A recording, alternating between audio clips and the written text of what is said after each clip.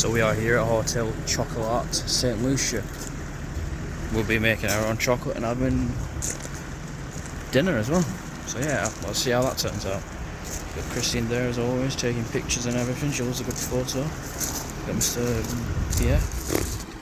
So yeah, just arrived, that's our coach. Let's sink it in.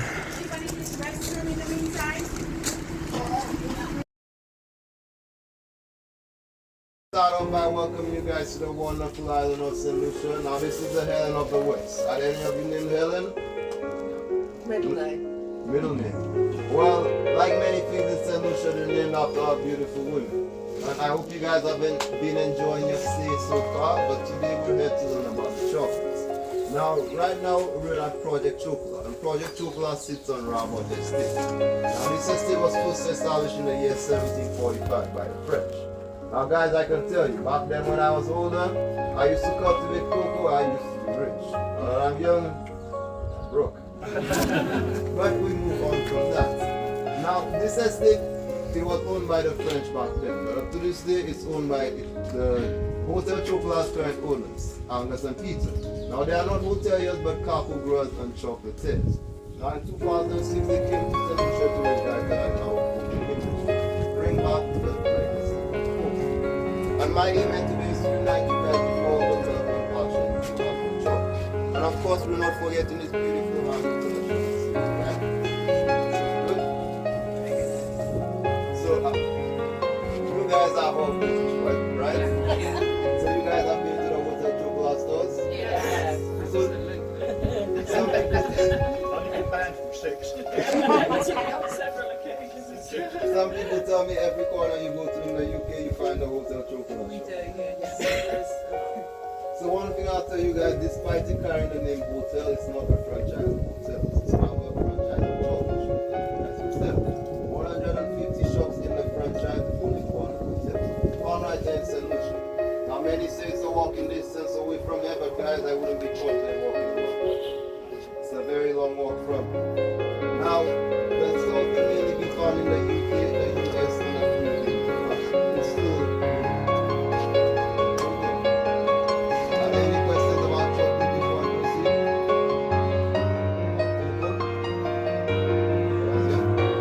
So, folks, the next place we're going to be heading is the sea. But before we get to the sea, we got to learn about the seas. So, can you guys grab around, show me the seas there, and help me identify it?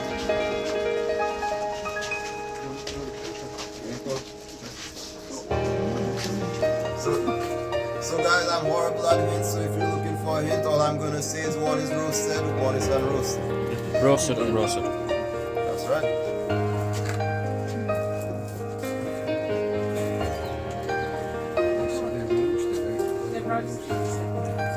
Yeah, the darker one is roasted, the lighter one is unroasted.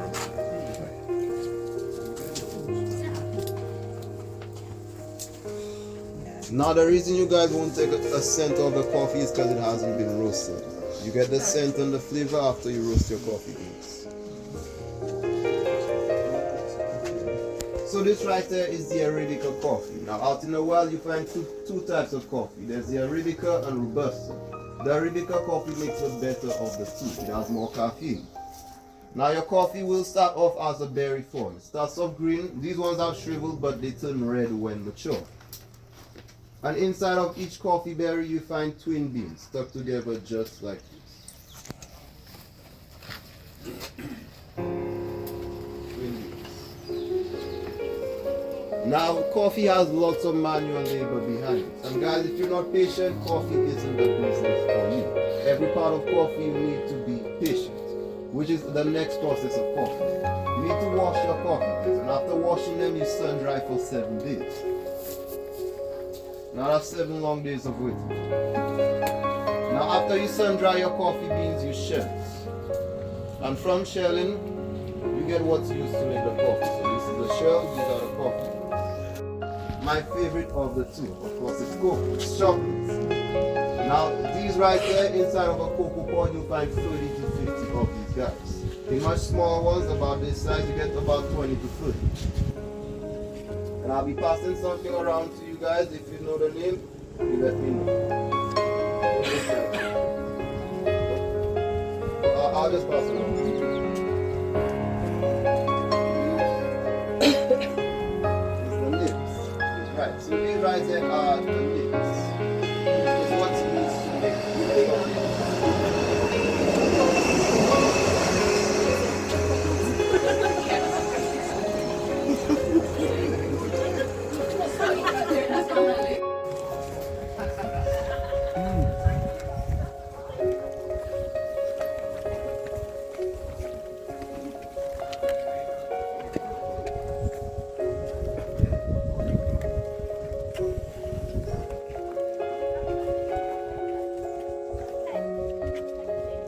Everybody's going to be in everybody's photos, isn't it?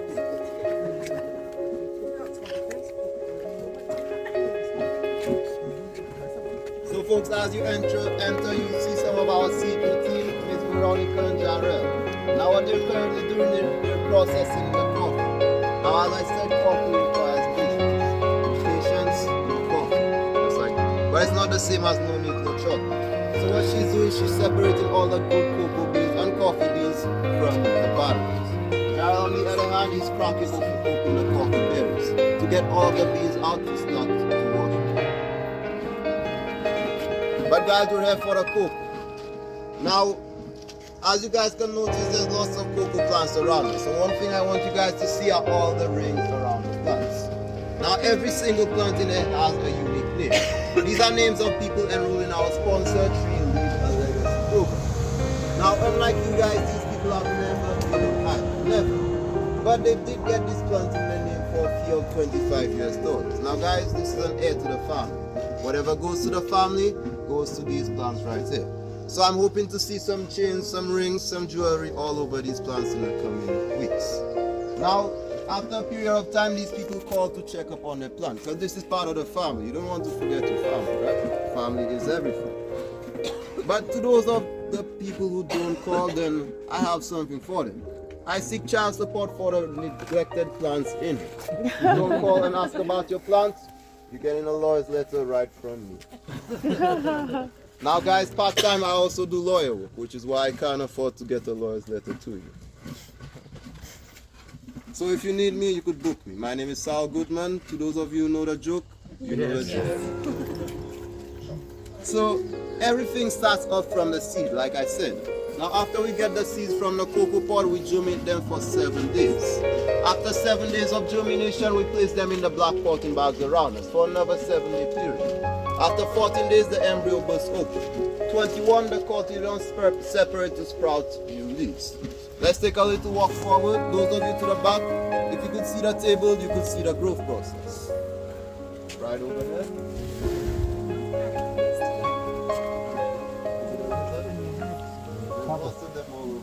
We have a lizard. Well, lizards, they're kind of like my co-workers. This means food of the gods. It's a tropical plant which grows in tropical climates. 20 degrees on either side of the equator. Let me let the noise go by. He's speeding down again. So this plant grows 20 degrees on either side of the equator. It also grows in the Amazon rainforest. But we here in St. Lucia fall 14 degrees north of the equator. Do you guys have any idea why this cocoa can still grow here? We're 6 degrees away from the mountain.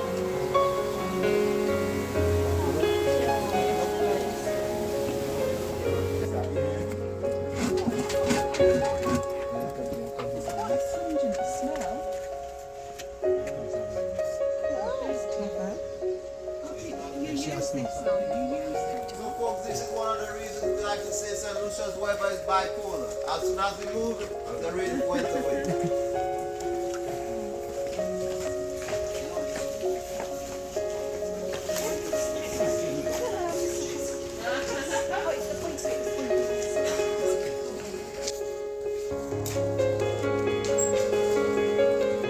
Your third type, however, this was done using grafting. So the first type of cocoa is your Criollo cocoa. This is the finest and most expensive cocoa. Now it's said to make the best chocolate out of the three. However, it is endangered. It's more prone to bacterial and fungal diseases. So here in St. Lucia, it becomes a big problem when the rain comes heavy. Those cocoa pods, they go bad completely. Your second species is your Forestalo. This makes a 90% of the cocoa production in the world. Most chocolate bars are made from forest-style cocoa, but the chocolate isn't as rich as your Criollo. Your third species is a hybrid, done using the Criollo and your forest-style cocoa. Now our folks down in Trinidad helped us engineer these plants. Guess what they named it? They named it the Trinitario cocoa. Now guys, I guess you didn't think of that at all, right? The Trinitario cocoa, ranging in this size. Trinitario pods have been known to grow much larger than this. Now guys, I could go on to say several jokes about size, but the only one I will say is it's not about the size. It's all about what's on the inside that counts. Get that joke too. Now a simple demonstration are the coconuts. The coconuts provide our cocoa with an umbrella, and they also stop the sunshine from hitting them. In St. Lucia, we call the coconut the tree of life, because all parts of it can be put into use. That's the tree of life right there. Onto more demonstration. Now, the Trinitario cocoa, this was a plant which was grafted. And in Hotel Chocolat, we graft most of our plants. The reason we do graft at Hotel Chocolat is because it speeds up your production. If you continue from a rootstock or from a seedling, like this plant over here, it takes 7 or more years before it starts bearing cocoa pods. So that's 7 years without chocolate. But these plants power right over here. These are plants that have been grafted. And guess how long it takes when you graft a plant? It takes 2 to 3 years before it starts bearing cocoa pods. Some have been known to start flowering just over a year. So grafting, it genuinely speeds up the cocoa production. Now grafting wouldn't be possible without the help from Reading's University. They helped us find the strongest cocoa genes in producing cocoa, most resistant to funguses and bacteria. Now what our grafters do, they get the branch from the tree. The branch is this top part right here, and they graft it onto a cocoa seed, or this part here. What they do, they snip off the top and they put the branch together. This here to our registration book. To show you guys this right here. So in here, we graft 1 plant per couple, 1 per family. You place your name along with the date and snap a photo of that name. This will be the name of your cocoa baby. Now, you need to take the photo because you don't want to be one of those parents forgetting the name of the kids. Now, to those of you with kids, I'm hoping this one doesn't become the favorite kid. Because this one is going to make chocolate while your other kids don't. So proceed when you're ready and when you've thought of a name. Right here. Station comes your second process, sun dry. You must sun dry the cocoa beans for a 7-day period. Once you place them out to sun dry, they're at a 50% moisture. After sun drying, the moisture drops down to 7%. Any cocoa beans that go below 7%, they're known as shriveled beans. We toss them out and send them to our compost. Now all the good from the bad beans must be separated. Now when the cocoa beans are outside there, they can't afford to get wet. If they get wet, you get moldy. So we've just been given a towel that is like brown, but then it smells of chocolate. It smells like after eights, so we put it on and it's proper gorgeous down. Especially in this, it's very hot and humid. It rained a little bit, but it's very hot. I mean, just look at it. You can't think of anything more paradise than this. So me and Christine have just been given a chocolate iced tea. Chin chin, love. So now we are on our way to make our chocolat. So if you proceed to the table, you stand facing your partner. Don't touch the pots placed on the table. The pots are hot. Do not touch the black pots. Oh, you go the other side. You go the other side. Station right here. Stand facing your partner. Do not touch the black pot when you head over to the table.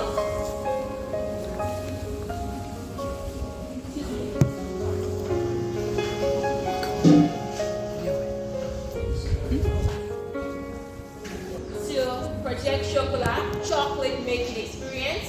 My name is Monique and I will be your host for this part of the talk. Thank you, Monica. Monique. Sorry, Monique. Folks, you will be engaged in a very fun but yet energetic activity. You will be pouring out some sweat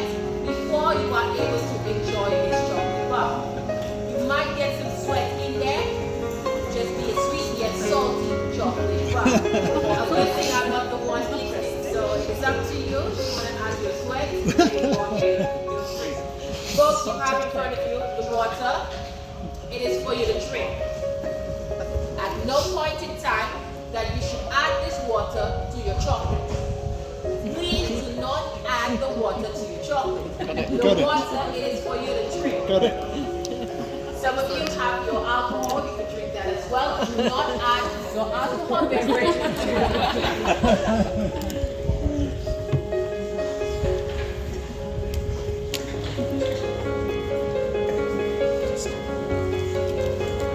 You have a hot pot in front of you.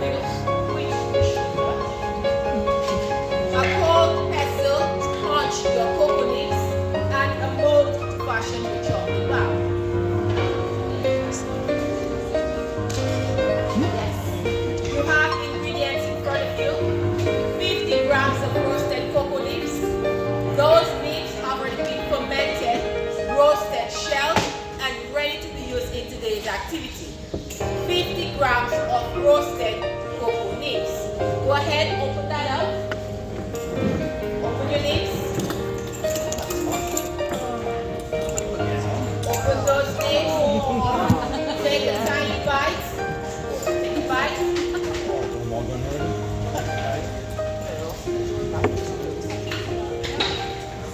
When you are done tasting, go ahead, pour all those leaves in your hot pot. Yeah, that's why don't touch it.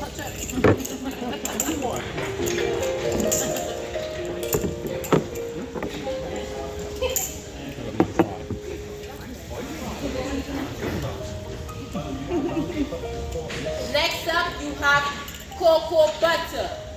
Please do not pour the butter in. But you could open it, you could taste, but do not pour the butter in. You have here 9 grams of cocoa butter. Scientific name, Theobroma oil. Those unfermented beans should be placed in a hydraulic press to squeeze out the fat in order to process the cocoa butter. Same cocoa butter we use for cosmetics and body lotion. 9 grams of cocoa butter. Place your butter back on the table. Next up we have sugar. 22.5 grams refined sugar. Do not pour the sugar in either. 22.5 grams refined sugar. We all know that sugar comes from sugar cane. So we're going to use our powdered sugar so that everything will dissolve completely in our mix. Everything here will add up to a 65% dark chocolate. I am so sorry to the milk chocolate lovers. We are not making milk chocolate, but rather 65% dark chocolate. You want your chocolate greater than 60. You are not going to add all your sugar. You want it less than 65%, you will add additional sugar. So it's the sugar that determines your chocolate percentage. You all have that? To the back, we have that? There. All right. Just let me know if you're not hearing it. Come a bit closer. All right.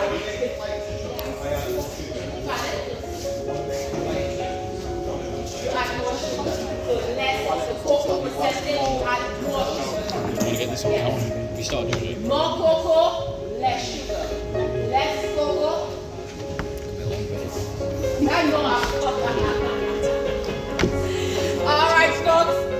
What I need you to do for me, grab all the tissues underneath your vessel. Grab the tissues, fold it in half, everything together. Fold those tissues in half. The tissue is going to help you hold on to those hot pots. In front of you, yeah? Holding your pestle with the broader end facing downwards. Go ahead and hit your neighbor with it. I'm kidding. Go ahead and pound those leaves into a paste. You bash those leaves into a paste. You don't need powder, but the egg is a paste. So we are grounding here. All stuck together.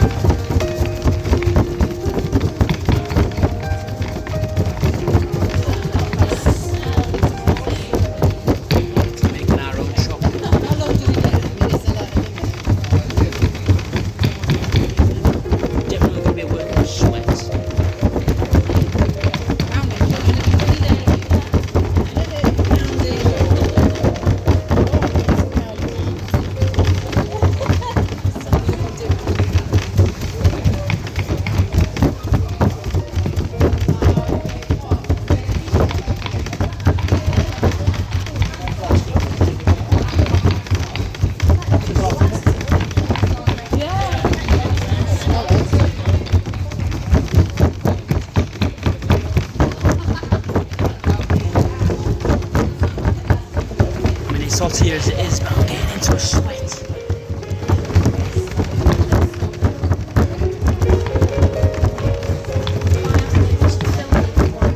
Well done, doing good. It's getting good. That's action, yes.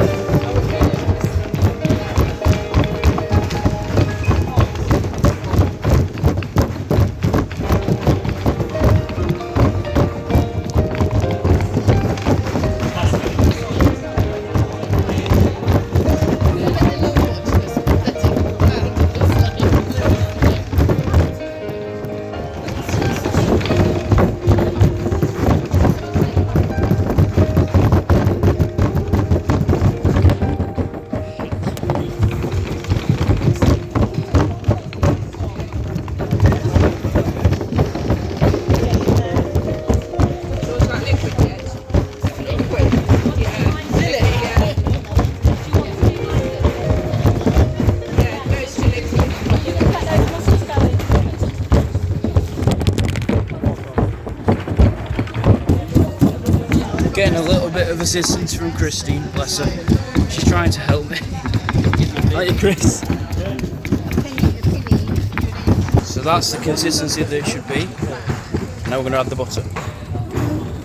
So we have now added the butter. So I've mixed the butter in, and now this is the consistency. And you listen. Can we do that? So we're just going to be stirring for a while now. Say that money grew on the tree. As far as the assets were concerned, it did. So we've added all the sugar now. It's just trying to mix it in, make it smell as healthy.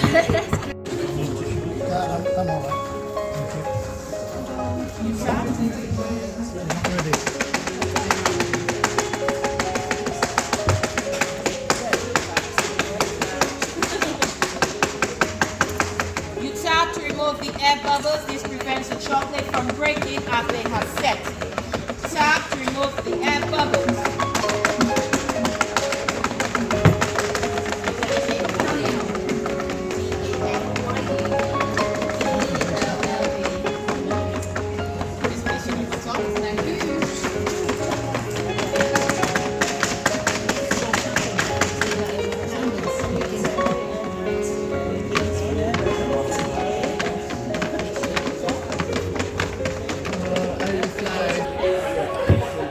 Jordan, Christine, You said mix